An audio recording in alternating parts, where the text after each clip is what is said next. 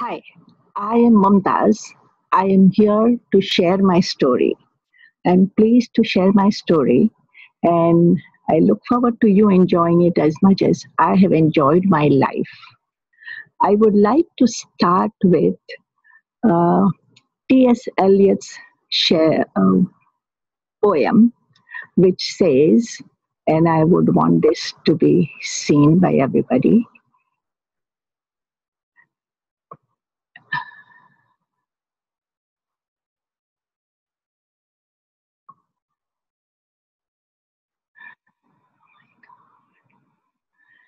Yeah, this has been the motto of my life.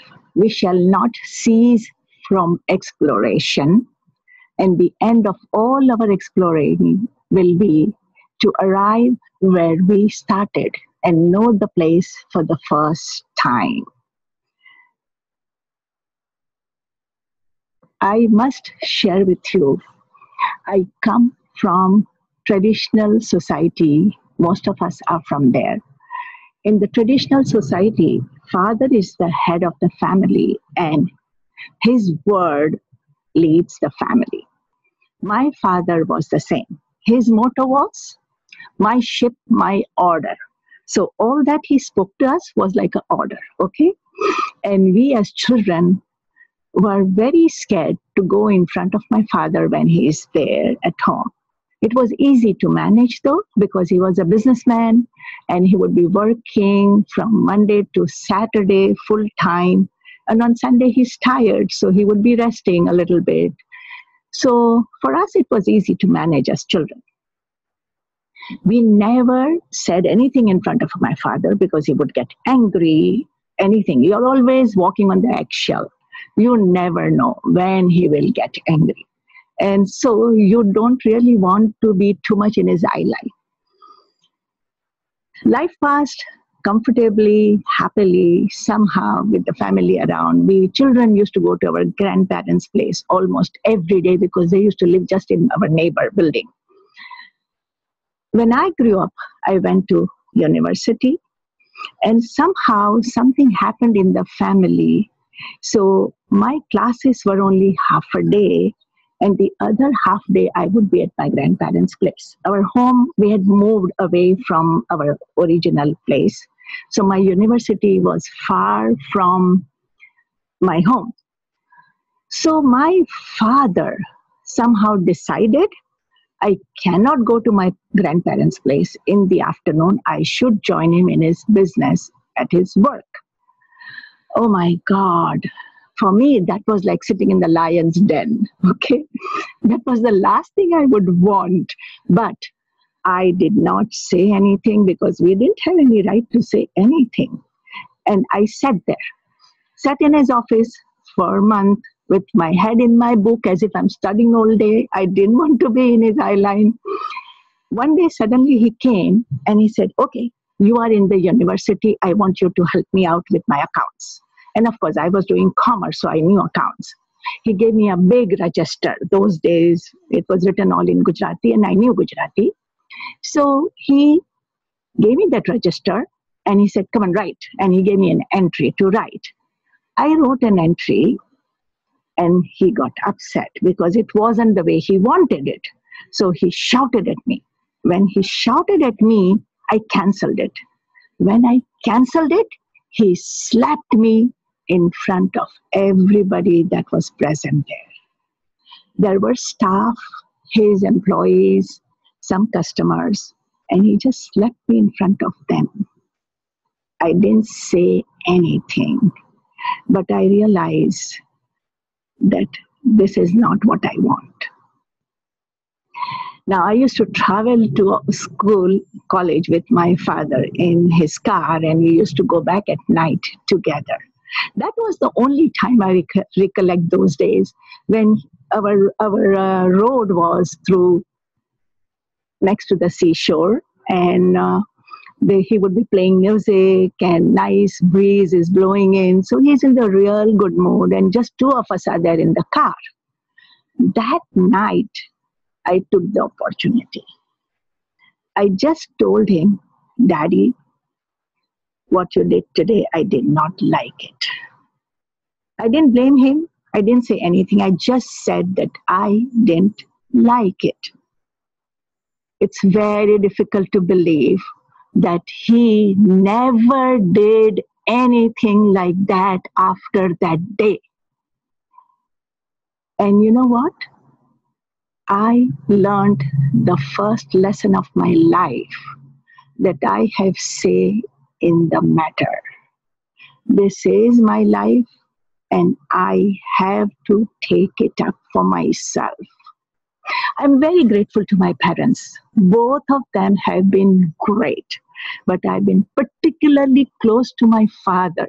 After that day, he was, I think we had that opportunity in the office to come close together, work together. He was able to see my potential. And time came when I became his mother rather than he became my father. Anyways, long story short, the purpose is that in traditional cultures, we women are kind of playing a secondary flute, not because anybody intends it, but male supremacy is given. And that stays. And we just go by and somehow we just take the social norms and we go on. We need to, although we all human beings have our own ambitions, our own potential, our own intellect, our wisdom, everything. But the society and the family is so important that we kind of gel into it and slide by it somehow throughout our lives. There are always an opportunity to be an umpire of my life. Your life, my life. We are all an umpire. We have a say as to who wins and when. And it's not more than winning, it is just standing at par and going ahead happily. This experience of my family set the groundstone for my future in Canada. Of course, I married, my husband is very nice, and everything happened, but still, I was always playing a secondary flute. When I came to Canada, I got a job to work with immigrant girls and women. And they were coming from developing societies and had the same thing, which I had gone through, and I had seen some because I also worked with the women in rural India. I knew that there is a way to be. And these girls, I would talk to them individually. They would come to me. My job was to set them on the career path, to guide them with their schooling. And I would give them appointments. And many a time they didn't turn up for their appointments. Once when I called a girl, because I knew she was very committed to progressing, and she was the eldest in the family. When I called her, I said, "Why didn't you come for your appointment?" So she said, "We have guests." I said, "Okay." So guests are important in our cultures. And I say, "So next appointment, when will they go?" So she said, "I don't know." I said, "How come?" So she said, "We don't ask guests when they will go. It's rude. And when they will come also, they come on their own choice." So I said, "Okay, so now what happens? According to you, how long will they stay?" So she said, "I don't know. They've come from Montreal, so maybe week, 10 days, month." I said, "Oh my God." That's where it occurred to me that giving in like this is very costly. One has to use one's skill of communication or maybe just the relationship with the family. We know our parents love us, but we never try to understand or communicate. So I coached her. I told her on the phone, okay, which was a little difficult, but I said, "How many sisters are you?" And she said, "We are 5." And I said, "Okay, so you have to help your mom with cooking and all that. But can you please work out with your mom what is a good time that you can just come to me for about half an hour and other sisters can help her?" But all this situation just showed me that all these girls need this help. So we came up with a mentoring program. And the mentoring program was the girls who are settled in Canada, maybe most of them born in Canada, in the age of 25 plus, graduates from the university, having professional degrees, working in a job, they will be our mentors. And these mentors were paired with each immigrant girl that we had. And these mentors were asked, given a training and everything, but it was a win-win situation. These girls who were settled in Canada, have been born in Canada, the families being here for last 50 years, had only heard from their mother how they were obeying their parents and how the father was the leader. And they said, we never understood it as to what it meant and how is that possible. But when we went to these girls' homes, we realized, oh my God, this is still happening. And this is so beautiful. These values are so amazing. Only thing, they become a challenge in Canadian society. When you are looking at your personal progress, along with family growth and benefit, it is a challenge, a very difficult balance to manage. So these mentors worked with these girls. And the primary objective was to train these girls into having a matter to say in their life. This was not compromising the family values. This was not even trying to degrade anybody or disobey anybody. That's why the mentors went to the parents and to the families and introduced themselves successfully, had very good relationship with the family as well. But the most important part was the girls were taught family is important and you are important as well. These are your loved ones. They love you. They want you to progress. They want you to succeed, but they don't know how they can help you do that. You are the one who has to build the communication, work at your personal goals, and keep your family goals in mind, but you have to give importance to yourself. It is important.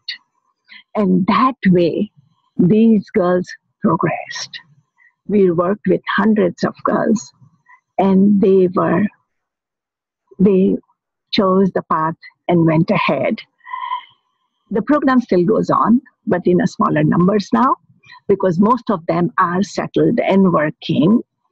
The thing is, we need to be clear as to how your life works with your will and your desire, as long as you balance it with your loved ones and near ones and dear ones.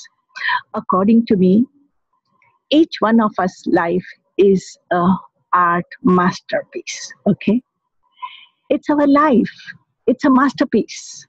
This masterpiece, this art is coming from our inner connection with ourselves, first of all, and then using the resources the way artist uses in terms of brush, paint, and other artistic material. And he connects those to his vision and to what his heart says. And that's where we see a masterpiece, which everybody falls in love with it. Our life is our masterpiece. It is the art that we are developing, and it's always a process of growing there, always the process of beautifying it. How we beautify is in our hands.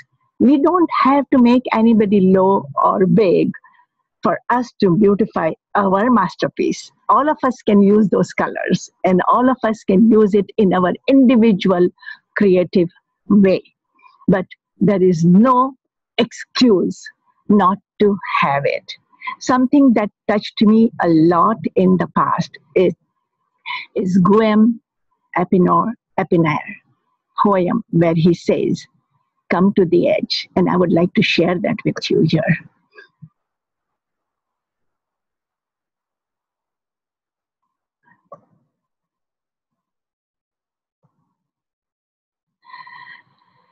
Come to the edge, he said. Come to the edge, he said. They said, we are scared. He said, come to the edge. They came. He pushed. They flew. We are scared to put our colors in our masterpiece. If we come to the edge, he will support us and we will fly. Thank you very much for listening to me. Thanks a lot.